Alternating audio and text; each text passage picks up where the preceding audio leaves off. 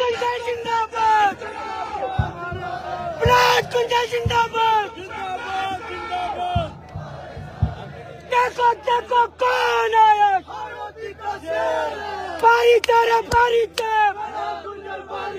पारीचे रे पारीचे। कुंजा जी अब संघर्ष करो, हम तुम्हारे साथ हैं।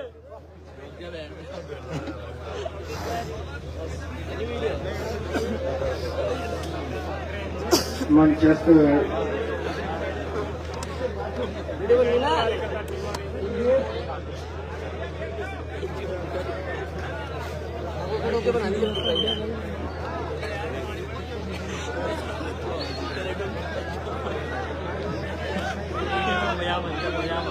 भावर चंद जी मीणा पूर्व विधायक मंच पर आ जाए, अभी वर्तमान विधायक आ जाए।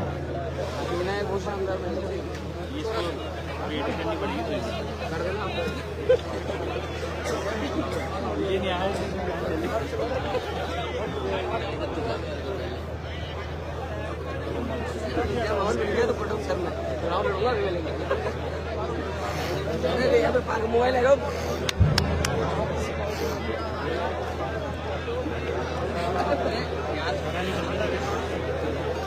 भारत माता की बैठ जाए। मंचस्थ सभी सम्मानित नेतागण,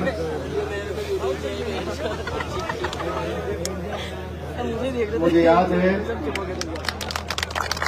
मैं जब कोटा से चला था तो मैंने पूछा था सभा स्थल पर क्या हाल है, और तब मुझे बताया गया था लगातार लोग आ रहे हैं। घड़ी में इनकलाब जिंदाबाद में 3:30 बज गए।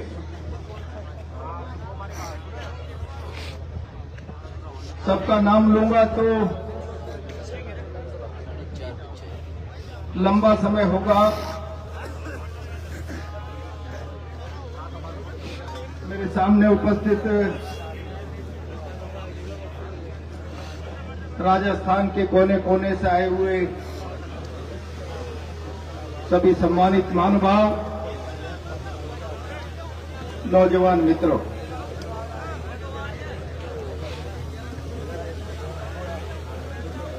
पिछले 2-3 घंटे से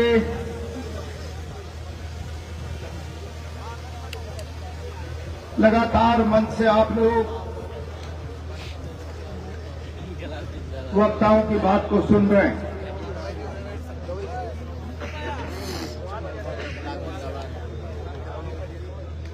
मेरे पास कोई नया विषय नहीं बचता, कोई नई बात आपके सामने रखूं।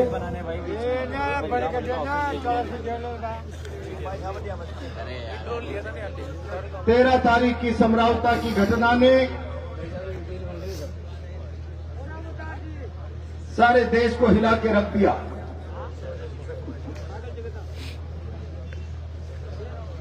और मैंने कई बार कहा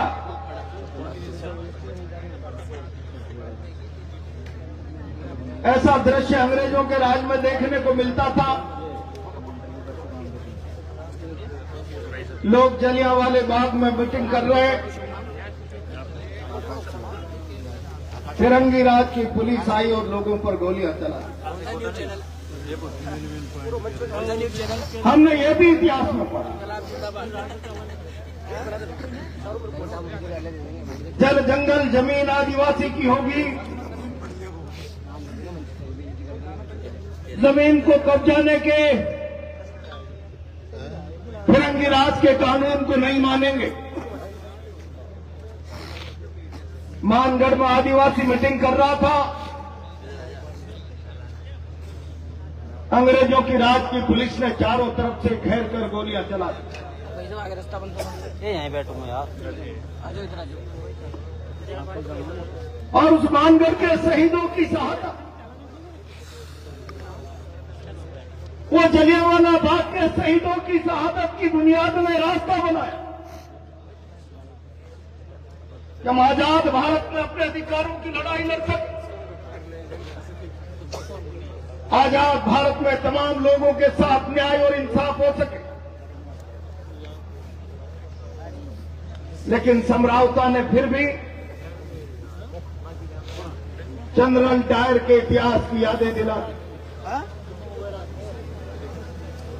अपने लिए न्याय और इंसाफ की मांग को लेकर समरावता बैठा 15 किलोमीटर से हटाकर 85 किलोमीटर उपखंड में मत जोड़ी। लगातार पिछले कई दिनों से अपनी मांग को लेकर समरावता शासन प्रशासन के सामने अपनी बात रख रहा। सरकार के कानों में शीशा लगाओ। समरावता की बुनियादी मांग पर कोई ध्यान नहीं, और जब चुनाव का मौका आया तो सरकारों का ध्यान जाए, दिल्ली का ध्यान जाए। मतदान के बहिष्कार की घोषणा कर दी, जो संवैधानिक अधिकार। हेलो, क्या गुनाह किया नरेश मीणा ने? हेलो, मैं आज इस मंच से जिम्मेदारी से कहना चाहता हूं, क्या समरावता की न्याय और इंसाफ की लड़ाई में नरेश की भागीदारी पाप हो गई? समरावता को इंसाफ मिलना चाहिए, इस आवाज को ताकत देना नरेश का अपराध बन गया। नरेश समरावता की आवाज को ताकत देने के लिए जाकर लोगों के आवाम के बीच में जाकर बैठ गया। नरेश ने थप्पड़ मार दी। मैं कह रहा हूं 45-50 दिनों से जेल में बंद। मैं राजस्थान के मुख्यमंत्री जी से कहना चाहता हूं, मुख्यमंत्री जी, थप्पड़ कांड पूरे देश के मीडिया ने एक पक्ष पर रख दिया।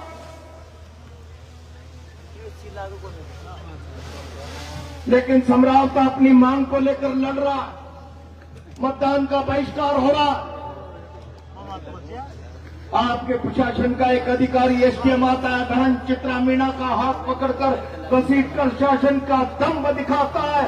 नौकरी से हटा देंगे, आंगनबाड़ी से हटा देंगे, जबरदस्ती मतदान कराता है। क्या यह अपराध की श्रेणी में नहीं आता? मैं सवाल करना चाहता हूं भजनलाल जी, आपके शासन में कोई अधिकारी महिला का हाथ पकड़कर घसीटे, क्या यह अपराध की श्रेणी में नहीं आता? मैं पूछना चाहता हूं राजस्थान की सरकार और प्रधानमंत्री जी, क्या चुनाव आयोग की आदर्श आचार संहिता के बीच में प्रशासन का व्यक्ति आए और जबरदस्ती एक दल के सरकार के पक्ष में मतदान कराने का प्रयास करे, लोगों को डरावे धमकावे? क्या ये अपराध नहीं है? कानून नहीं, कानून का वायलेशन नहीं। मैं जिम्मेदारी के साथ कह रहा हूं मुख्यमंत्री जी, आओ। क्यों डर लगता है आपको जनता का? क्यों डर लगता है आपको प्रेस का? 1 साल से आपने जनता का सामना नहीं किया। निकलो अपने घर के बाहर और कह दो कि मेरे राज्य में कोई अधिकारी एक मां का, बहन का हाथ पकड़कर घसीटे, वो अपराध नहीं है। मेरे राज्य में कोई जबरदस्ती सत्ता के पक्ष में आदर्श आचार संहिता का उल्लंघन करके मतदान कराए, ये अपराध नहीं है। ये कहने का नैतिक साहस जुटाओ। मैं इस भीड़ से आग्रह करूंगा, हम आंदोलन वापिस ले लेंगे। हिम्मत हो तो कहो। और अगर ये अपराध की श्रेणी में है, शासन दादागिरी करके लोगों से मतदान करा सत्ता के पक्ष, और अगर ये अपराध की श्रेणी में कोई इज्जतदार बहन का हाथ पकड़कर एक नौजवान अधिकारी बेइज्जत करने का प्रयास करे सत्ता के संरक्षण में, सत्ता के दंभ में, तो मेरा सवाल है आज नगर फोर्ट से, मुख्यमंत्री जी, क्या क्या आपके शासन ने, आपके कानून ने उन गुनाहगारों के खिलाफ? ये सवाल प्रहलाद गुंजल का नहीं है, आओ, अगर आपके पास आंखें हैं तो खोल कर देखो। जहां तक नजर जा रही है लोगों का सैलाब आज नगर फोर्ट की धरती से भजनलाल जी आपसे ये सवाल कर रहा है, बात का जवाब दीजिए। लेकिन मित्रों, मैं बहुत जिम्मेदारी के साथ कहना चाहता हूं, एक नौजवान लड़का निर्दलीय चुनाव लड़ लिया, मेरे तो छोटे भाई की तरह। सच मानना, मैंने उसके निर्दलीय उम्मीदवारी का समर्थन नहीं किया था, मना किया। मन में बहुत गुस्सा आग होने के बाद भी मैं बहुत दिनों तक चुप रहा कि कुछ लोग मुझ पर आरोप न लगा दे कि शायद मैंने इसको चुनाव लड़ने के लिए संरक्षण दिया हो। लेकिन मैं आज आप लोगों से पूछना चाहता हूं, भारत दुनिया का सबसे बड़ा प्रजातंत्र, जब प्रजातंत्र का बसंत पर्व आता है, लोग मतदान करते हैं और मतदान करके अपनी चुनी हुई सरकार, अपना प्रतिनिधि चुनता है। चुनाव से नेता का निर्माण होता। राजस्थान विश्वविद्यालय की छात्र राजनीति से चलता हुआ वो नौजवान, जिसने अपने आप को जनता के विश्वास के भरोसे नेता के निर्माण के इस यज्ञ में भागीदार बना लिया। और मुख्यमंत्री जी, आपकी सरकार ने उसका रास्ता रोका। एक आदिवासी नौजवान विधायक नहीं बन जाना चाहिए। एक राजस्थान के नौजवानों की अब फड़कती हुई आवाज राजस्थान की विधानसभा में नहीं जानी चाहिए। सारे शासन की ताकत को उसे रोकने के लिए लगा दिया। मुख्यमंत्री जी, आपके शासन की ताकत के कारण वो आदिवासी नौजवान एमएलए तो नहीं बन पाया, लेकिन 60,000 वोट लेकर उसकी ताकत आपके विधायक से 4 गुना ज्यादा बन गई। जेल में डाल दिया। मैं कहना चाहता हूं मुख्यमंत्री जी, आप क्या कर रहे हो? आपने भाई नरेश मीणा को जेल में डाल दिया। लोहा तपता है तो सोना बनता है। नरेश जेल से आएगा, 4 गुना ताकतवर बनकर आएगा और इस भजन सरकार के खिलाफ जनता की आवाज को ताकत देगा। लेकिन मित्रों, इसमें भजनलाल जी का गुनाह क्या है, मैं नहीं समझ पा रहा। दुर्भाग्य इस राजस्थान का। पहले हम कहा करते थे राजा रानी के पेट से पैदा होता। लोकतंत्र आया, जलियांवाला बाग के शहीदों की शहादत ने रास्ता बनाया, मानगढ़ के आदिवासी की शहादत ने रास्ता बनाया। फिर हम राजा को पेटी से पैदा करने लगे। पहले पेट से राजा, फिर पेटी से राजा, और अब नई प्रथा पर्ची से राजा। और इसलिए भाई और बहनों, मैं कहना चाहता हूं, अपनी काबिलियत के आधार पर, संघर्षों के आधार पर, जनता के भरोसे के आधार पर जब सत्ता प्राप्त करने का सामर्थ्य नहीं होगा, केवल दिल्ली की कृपा से पर्ची के आधार पर सत्ता प्राप्त की जाएगी, तो जिसमें जनता का सामना करने का साहस नहीं होता, वो जनता के भय से अपने और जनता के बीच में पुलिस की दीवार रखता है। मैं भजनलाल जी कहना चाहता, कितने दिन आप पुलिस की दीवार से सुरक्षित रह पाओ?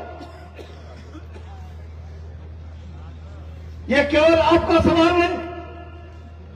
मैं समरावता जाकर आया हूं। लोग कोरे नरेश मीणा की लड़ाई न समझे।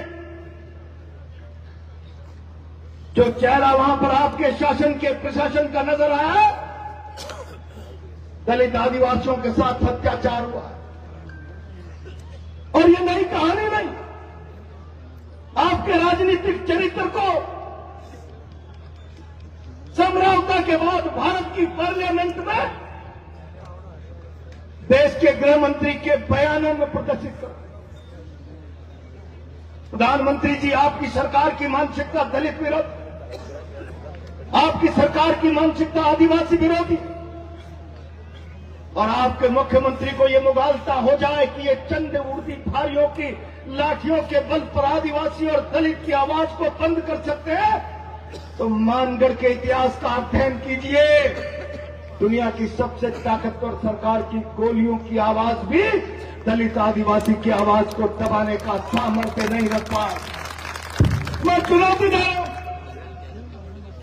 बहुत जिम्मेदारी के साथ कहना था। मेरे सामने बैठे हुए सैलाब, मैं सैल्यूट कर रहा हूं आप। मैं चौथा बरवाड़ा गया, भाई प्रहलाद मीणा और मुकेश मीणा ने मुझे कहा कि आना ही पड़ेगा प्रहलाद गुंजल, बात खराब हो जाए। मैं निराशा संख्या देखकर मुझे एक बड़े नेताजी ने कहा, प्रहलाद गुंजल अब मत बोल, मुद्दे की गर्मी खत्म हो गई। मैंने आग्रह पूर्वक कहा, हम मुद्दे की गर्मी और सर्दी के आधार पर जंग के फैसले नहीं करते, अन्याय के खिलाफ लड़ने के लिए आवाज उठाते। आप मुझे मुद्दे की गर्मी की बात बता रहे हैं, मैं आपका सम्मान करता हूं। आप मुझे जरा मुद्दे की गर्मी और सर्दी की बात बता रहे हो तो ये भी बता दो, क्या समरावता की घटना को आप अन्यायी मानते हो या नहीं मानते? और अगर अन्यायी नहीं मानते हो तो सार्वजनिक घोषणा करो, और अगर वो अन्याय है तुम जिंदा रहे, मुद्दा गर्म रहे, शरद रहे, हम अन्याय के खिलाफ बोलते रहेंगे। जब तक चैन में जान है तब तक अन्याय के खिलाफ आवाज उठती रहेगी। और आज मुझे फक्र है, मैंने परसों सोशल मीडिया पर कहा था, मुझे डर लग रहा था। भारत ने एक अद्भुत व्यक्तित्व खो दिया, और उनके जाने के बाद भारत के प्रधानमंत्री जी, आप उनकी क्षमता को, उनकी ताकत को, उनके कृत्य को, उनकी राजनीतिक विरासत को कब्जाने का फैसला का प्रयास कर रहे हो। जबकि आपने प्रधानमंत्री बनते ही कहा था, जरा रेनकोट पहनकर सावर के नीचे नाना सीखे तो मनमोहन सिंह जी से सीखे। लेकिन उन मनमोहन सिंह जी के चले जाने के बाद एक व्यक्ति की ताकत का अंदाजा, उसकी बुद्धिमत्ता का अंदाजा दुनिया में भारत को किस प्रकार से आर्थिक महाशक्ति बनाने का रास्ता बनाकर गया।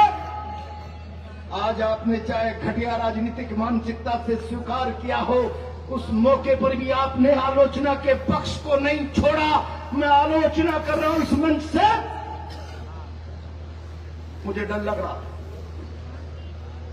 कि 100 की इस घड़ी में मैंने लोगों से पूछा, उन्होंने कहा आप आनंद के कार्यक्रम में नहीं जा रहे हो, आप जा रहे हो जुल्म से पीड़ित को न्याय दिलाने की बात कर, आप जा रहे हो बहन चित्रा सहित।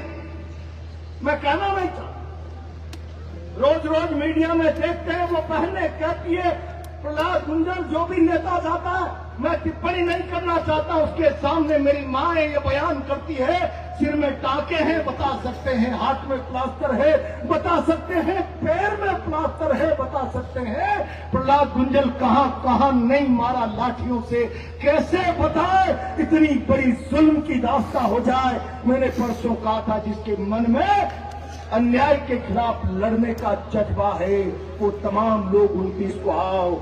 मैं आज सैल्यूट कर रहा हूं आपको, अभी अन्याय के खिलाफ आवाजें मरी नहीं है, लोगों के सहन में इंकलाब जिंदा है। और ये इंकलाब का नारा जो लिखा हुआ, मैं बहुत जिम्मेदारी से कहना चाहता हूं मित्रों, लड़ाई समाप्त नहीं, लड़ाई अभी आगे बढ़ने वाली है। इंकलाब के नारे का मतलब समझ लीजिए, मैंने बरवाड़ा में भी कहा, इनकलाब में कुर्बानी छुपी है। ये भगत सिंह का फोटो लग रहा, भगत सिंह इनकलाब का नारा देकर अंग्रेजी सल्तनत से टकरा गए, और जब फांसी का रास्ता बन गया तो सारा देश उबल गया। भगत सिंह को फांसी हुई तो गोरों को भगा कर रहेंगे, इस मुल्क में नहीं रहने देंगे। क्रांतिकारियों ने सलाह दे डाली, भगत सिंह आप बाहर जाइए, देश आपकी रिहाई के मामले में उबल रहा है, आप जाकर नेतृत्व करिए। भगत सिंह ने कहा हम मकसद के नजदीक आ गए। भगत सिंह को फांसी हुई तो गोरों को भारत में नहीं रहने देंगे। हम मकसद के नजदीक आ गए, देश में ये भाव आ गया। शायद मैं बाहर जाकर इस तूफान को आग में बदल सकूं, न बदल सकूं आंधी को तूफान, लेकिन मैं शहादत पर चला गया तो ये तूफान बन जाएगा। और इसीलिए आज मेरा रास्ता पहाड़ के बजाय शहादत का रास्ता है। ये कुर्बानी इंकलाब में छुपी हुई है और आज ये इंकलाब भजनलाल की सरकार के खिलाफ नगर भोट में गूंज रहा है। भजनलाल जी मैं चेतावनी दे रहा हूं, आपके पास राजनीतिक सामर्थ्य भी नहीं, आपके पास राजस्थान को समझने का राजनीतिक नजरिया भी नहीं। मैं कोई मुख्यमंत्री के ओहदे पर बैठे हुए सम्मानित व्यक्ति, आपसे मेरी मित्रता भी रही है, मैं कोई नीचा दिखाने के नजरिए से आपसे बात नहीं कर रहा हूं, लेकिन मैं आरोप लगा रहा हूं आपकी पार्टी का नजरिया दलित के खिलाफ, आदिवासी के खिलाफ है, गांव के खिलाफ है, गरीब के खिलाफ है, किसान के खिलाफ। अगर गांव गरीब के खिलाफ नहीं होता, मैंने देखा अभी खाचरियावास जी कह रहे किरोड़ी लाल जी का सीमेंट फैक्ट्री आंदोलन, खाचरियावास जी आपने उस आंदोलन को देखा होगा। प्रहलाद गुंजन उस आंदोलन में 25 दिन तक भरतपुर की सेवर जेल में रहकर आया। 25 दिन। मैं इस मन से कहना था, एक उम्रदराज नेता भजनलाल जी, जिस रोज डॉक्टर किरोड़ी लाल ने पुलिस की लाठियों से अपने आप को अस्पताल में पहुंचाया होगा, राजनीति में आपका जन्म भी नहीं हुआ होगा, आप मुख्यमंत्री बन गए, लेकिन आपने क्या मर्यादा रखी? समरावता में कहकर चले गए हम न्यायिक जांच कराएंगे, एक एक पाई की भरपाई कराएंगे। आपने उस आदिवासी इतने बड़े वरिष्ठ जिसका जीवन पूरे राजस्थान के नौजवान किसान आदिवासी दलित के लिए लड़ते लड़ते होम हो गया, आपने उसका मानवर्धन किया, आपने उसके साथ अन्याय किया, उसको नीचा दिखाने का प्रयास किया। मैं किरोड़ी लाल जी से कहना चाहता हूं, किरोड़ी लाल जी क्यों मौन हो? भजनलाल शर्मा अगर आज मुख्यमंत्री की कुर्सी पर बैठे हैं तो भारतीय जनता पार्टी में केवल अकेले किरोड़ी लाल का संघर्ष पिछले 5 सालों का आधार बना है। बोलो इस आवाम के लिए, मौन धारण मत करो, समरावता को न्याय चाहिए, उठकर खड़ा हो मुख्यमंत्री के खिलाफ और बोलो कि राजस्थान का आदिवासी आपके साथ खड़ा है, लेकिन मौन धारण मत करो, जिल्लत बर्दाश्त मत करो। इस सरकार ने आपको आशे का आदमी बनाकर खड़ा कर दिया, आपके संघर्ष के इतिहास को इस सरकार ने दफनाने का कार्यक्रम बना दिया। मैं आज समरावता की नगर भोट की धरती से चुनौती दे रहा हूं, भजनलाल जी आप कितनी ही आदिवासी विरोधी मानसिकता, ये फितरत, पहले धर्म के आधार पर लोग लड़ाएं, हरियाणा में ओबीसी के आप लोगों को आपस में लड़ाएं। मैं बहुत इस पर नहीं कहना था, लेकिन मैं इतना कहना चाहता हूं, जातियों को लड़ाकर, जातियों में मतभेद पैदा करके, जातियों को हताश निराश करके, प्रताड़ित पीड़ित करके सत्ता आपका मकसद, ये राजस्थान समझ गया। मैं इस मन से आपको चेतावनी दे रहा हूं। मित्रों, मैं बहुत लंबी बात नहीं करूं, मैं आज थोड़ा सा उत्साहित, मंच पर सारे लोग जिम्मेदार लोग बैठे हुए, मैं तमाम जिम्मेदार लोगों से आग्रह करना चाहता, मेरे भाई नीतू जी भी अब मध्य प्रदेश से आए, चंडेल जी मेरे भाई वो भी आए, कुछ लोग और भी हैं आदिवासी नेता, 2 विधायक बाप पार्टी, कुछ रिटायर्ड अधिकारी बैठे हैं, कुछ समाज सेवी बैठे हैं, कुछ सरपंच लोग बैठे हैं, मेरे सामने धधकता हुआ गोला नौजवान बैठा हुआ जिसके अंदर आप मैं मंच से आग्रह कर रहा हूं, मांग पत्र हमारा तैयार है, मंच पर हम बुलाकर अधिकारी को ज्ञापन देंगे और साथ में चेतावनी देंगे। मैं आज आप लोगों को ये नहीं कहना चाहता आओ, मैं कई जिलों में घूमा हूं इस बैठक के लिए और मैंने एक ही बात कही कि प्रजातंत्र में सरकारों को डराने का हथियार चंबल, और इसलिए मैं 29 तारीख का आह्वान आपको सिर कटाने, सिर काटने नहीं, सिर गिनाने के लिए कर रहा हूं। आज आप लोग आए इस ताकत, मुख्यमंत्री जी के आंख नाक कान शासन के लोगों आगाह कर दो, नजरअंदाज न करे इस महापंचायत। अगर इसको नजरअंदाज करने का प्रयास किया तो गंभीर परिणाम होंगे। राजस्थान की धरती पर जल चला जाएगा, मैं चुनौती देना चाहता हूं। और इसीलिए मैं आज कह रहा हूं, मैं जिम्मेदारी के साथ कह रहा हूं, मैं अकेला क्या घोषणा करूंगा। 10 लोगों के साथ जयपुर में चर्चा करेंगे। नए साल के बाद 1-2 दिन में हम इस सरकार को 10 दिन का समय दे रहे हैं। नरेश मीणा सहित मैं अभी आ रहा था, अरनिया गांव के एक सज्जन मिल गए। मेरा बेटा मोटरसाइकिल से परीक्षा देकर आ रहा था, हमें दूसरे दिन मोटरसाइकिल में चाबी लगी हुई सड़क पर मिली। हम तो दंग रह गए, क्या होगा। बाद में पता चला पुलिस उठाकर जेल में ले गई। भजन लाल जी, अंधेर नगरी चौपट राजा, क्या आपने आपकी पुलिस को यह अधिकार दे दिया सड़क पे चलते हुए आदमी को गुनाहगार बना दो, उसके साथ जुल्म करो, अन्याय करो, अत्याचार करो। बेगुनाहों की रिहाई तत्काल प्रभाव से हो जानी चाहिए, नरेश सहित तमाम लोगों की। और जिनकी संपत्तियां जलाई है उन तमाम संपत्तियों का पुनर्भरण हो जाना चाहिए।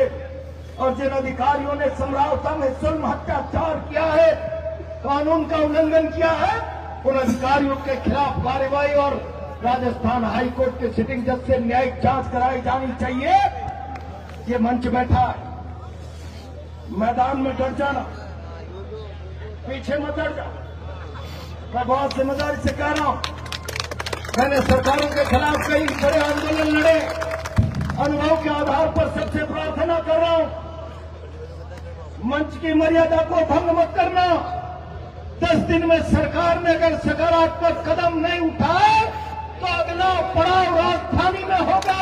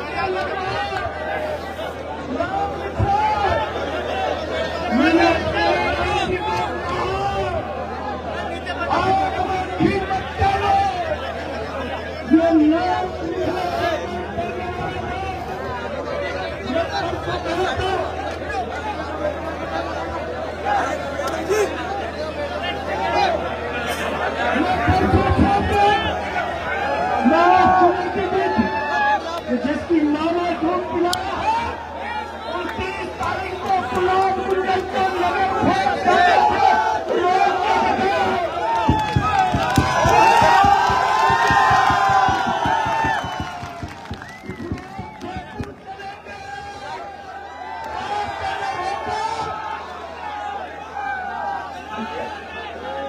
रुक जाइए।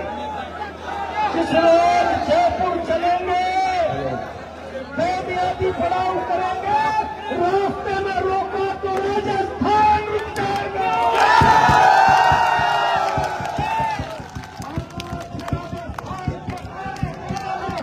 इस बात का हलक लगा दो। यही आह्वान करते हुए अपनी बात को विराम देता हूँ। बहुत बहुत धन्यवाद।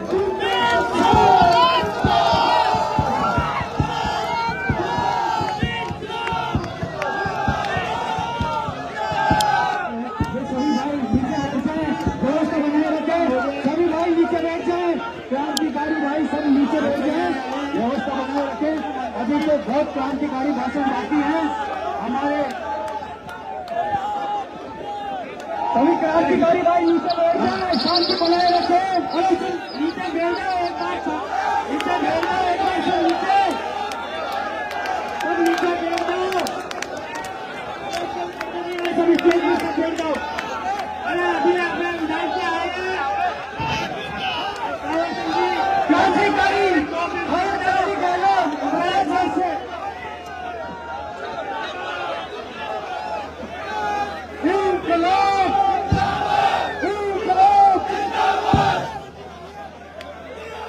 मैं दक्षिणी राजस्थान के पवित्र शहीद मानगढ़ दत्त से आया हुआ हूँ।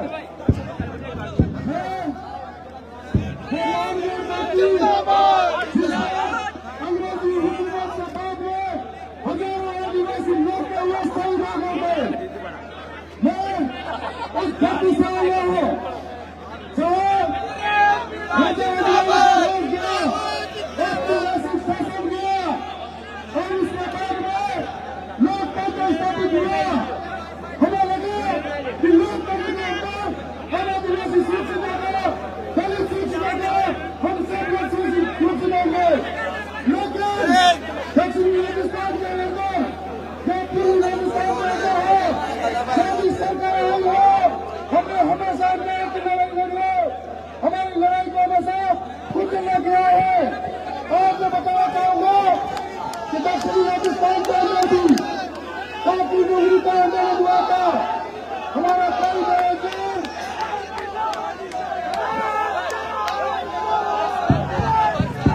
शांति रखे। अब ये ज्ञापन सुनिए, ये ज्ञापन हम यहाँ प्रशासन के लोगों को दे रहे हैं। एसडीएम साहब, एडिशनल एसपी साहब यहाँ आकर ज्ञापन ले रहे हैं और स्पष्ट शब्दों में विनम्रता से सरकार को आगाह कर रहे हैं। इस महापंचायत की अनदेखी की तो जयपुर में अगले 10 दिन बाद ईंट से ईंट बजा देंगे।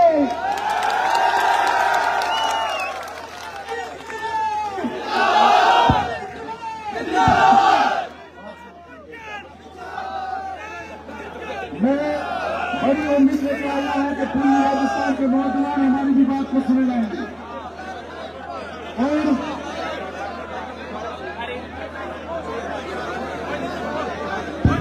सभी को मेरे कसम है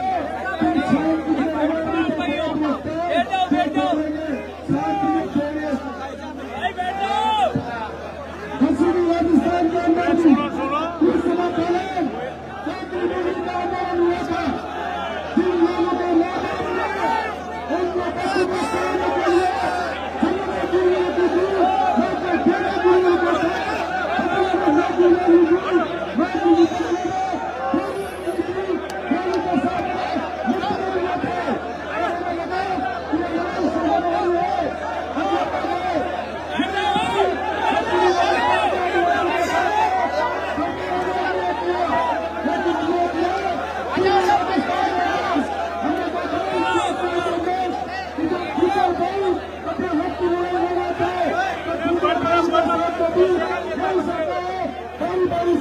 इसी प्रकार से आगे अत्याचार करती गई और हजारों टीचर सब आंदोलन कर रहे थे, न्याय कर रहे थे।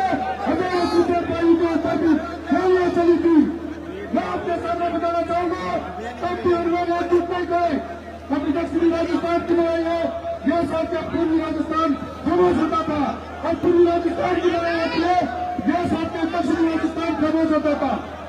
कुछ दिन पहले मैं समानता गांव की घटना जब छोड़ी थी, मैं यह कहता था कि समानता गांव के अंदर इस प्रकार से राजू के साथ अन्याय हुआ, अत्याचार हुआ और जिस सरकार कब तक माफी बरसाती रहेगी, कब तक हम लड़ते रहेंगे। आज इस ऐतिहासिक लड़ाई में मैं आपके साथ आया हूँ। मैं राजस्थान विधानसभा का सदस्य होने के नाते मैं थाना संविधान आपको वादा और विश्वास दिलाता हूँ कि राजस्थान की विधानसभा में खड़ा होकर हमेशा सरकार के विरुद्ध लड़ता रहूंगा।